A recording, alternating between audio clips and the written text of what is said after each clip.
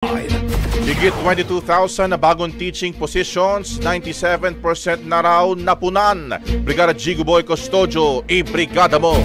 Brigada! Live report!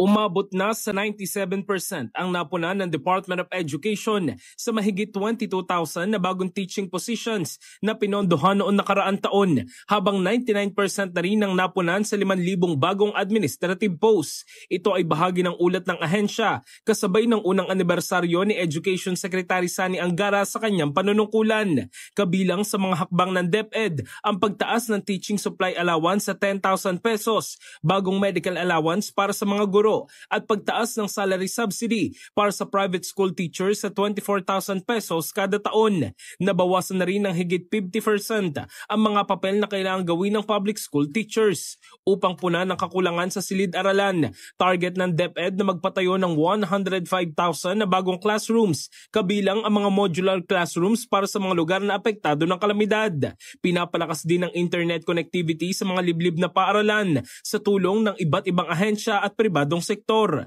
Isinusulong din ang pagbabagong curriculum sa K-10 at senior high school upang mas maging angkop sa akademiko at technical vocational na pangangailangan. Sa pagpasok ng ikalawang taon ni Angara, nananatiling focus ng DepEd ang pagtugon sa mga agwat at paghahanda ng mga kabataan para sa kinabukasan. In the heart of changing lives, ako si Brigada Jigo Custodio ng 105.1 Brigada News of Manila, the Music and News Authority. Brigada Balita Nationwide. Ang bahaging ito ay hatid sa atin ng Standout ES4 Capsule. Simulang tuparin ang pangarap ng iyong anak. And stunting now!